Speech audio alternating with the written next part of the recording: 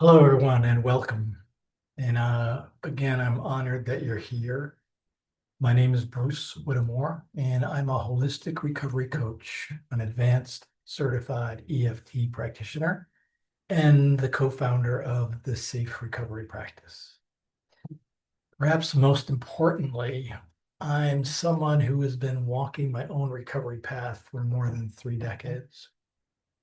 And in my last video, I introduced you to the Safe Recovery Practice and shared some of the philosophy behind reframing recovery through the lenses of safety, adaptation, compassion, and possibility. And if you haven't seen that video, I invite you to go back and take a look and listen to what safe recovery practice is all about. Today, I'd like to explore a question that I'm often asked. Why is it called the safe recovery practice?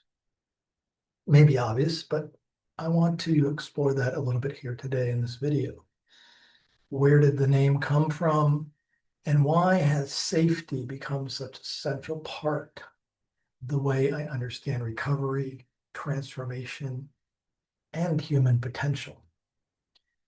The honest answer is that the name actually found me before I fully understood what it meant. For more than 3 decades, I've been a student of recovery. My journey began in the rooms of 12-step recovery, where I learned the value of honesty, fellowship, service, surrender, and most importantly, hope. Now, those experiences became an important foundation of my recovery life. And along the way, as I continued exploring recovery through many different lenses, including addiction and trauma, research, EFT modality, which is also called tapping, parts work modality, other modalities, learning about nervous system regulation, neuroplasticity, and the many ways human beings adapt to survive. So my understanding of recovery has been shaped not only by decades of abstinence and traditional recovery, but also by the challenges, questions, and awakenings that continue to emerge along the way. At the same time, I was trying to better understand my own journey, what had helped me transform, what continues to help me transform, what had helped me grow and thrive, what continues to help me thrive and grow, and what still seemed to get in the way. What still seems to get in the way sometimes. Then one night, I woke up from a dream and two words popped into my mind: safe recovery. I wrote them down, had notes all over the house, different things around feeling safe. And at the time, I wasn't entirely sure why all of this felt so important. I only knew that it did. And over the years that followed, those words continued to reveal themselves to me. They continued to expand. And what I began to understand is that underneath almost every struggle, every addiction, every compulsive, every emotional shutdown, and every protective strategy is a nervous system asking one fundamental question. And that question was, am I safe? Question wasn't, am I successful? Or not, am I good enough? Or not even, am I loved? First and foremost, am I safe? And what if the question underneath many of our struggles isn't what's wrong with me? What if the deeper question is what happened made my system feel unsafe. Say that again. What happened that made my system feel unsafe? Long before we learn language, long before we develop beliefs about ourselves and the world around us, our systems were already scanning for safety. Even in the womb, our biology was listening. And as we'll explore in future videos, our nervous systems begin learning about safety long before we have words to describe our experiences. Some of the earliest structures of the brain are primarily concerned with survival, protection, and keeping us alive. And we'll talk more about that in later videos as well. Before we learn who we are, our developing system is already asking that basic question: am I safe? Before we have a story to tell, we have a nervous system. Our bodies are constantly gathering information and making decisions about survival. When life feels safe, we naturally move toward connection, curiosity, learning, creativity, and growth. However, when life feels unsafe, our systems adapt to protect us. And here's the thing: adaptation is not a flaw, it's intelligence, it's survival. Let me ask you something. Can you think of a time in your life when you felt completely safe? And if you can't, it's understandable. If you feel numb, that's okay. And if you can, what did that feel like in your body? How do you think you acted? And how did you relate to others differently when you felt safe and then when you felt unsafe? The challenge in many of the strategies that helped us survive at one point in our lives can become very limiting, as we know later on. That substance that numbed overwhelming feelings, that behavior that helped us avoid rejection, the perfectionism that protected us from criticism, withdrawal that kept us from being hurt, and the anger that helped us feel powerful. Here's the thing: these adaptations often begin as solutions. The problem is not that they existed. The problem is that eventually they outlive their usefulness. They become maladaptive or bad adaptations. And it's not that they're bad. It's that they helped us survive. And we may no longer need them in the life we're trying to live. Take a moment to consider: is there a behavior, habit, substance, or coping strategy that once helped you survive something difficult? We all have them. I know I have them. I've had them. And there are times I have them today to various degrees. What if the strategy wasn't evidence that you were broken? What if it was evidence that your system was trying its very best to protect you?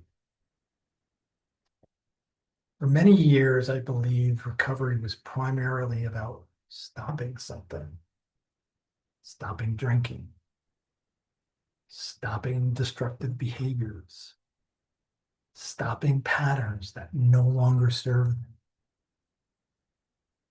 And while there is certainly value in stopping harmful behaviors, we all know that there's great value in stopping harmful behaviors, behaviors that harm us and harm others.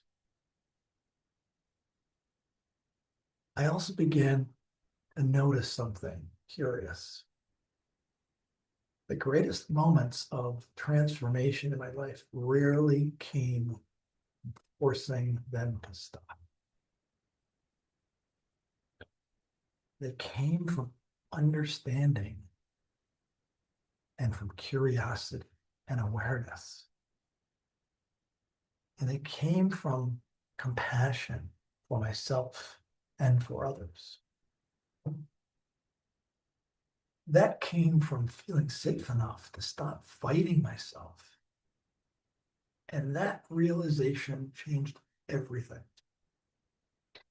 Because many recovery approaches unintentionally, again, I'm going to say that unintentionally, focus on removing the adaptation before helping the system feel safe enough to release the adaptation.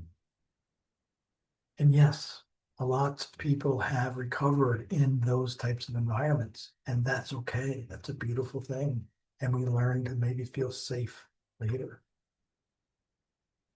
Imagine trying to convince a frightened child to let go of a life preserver while they still believe they're drowning.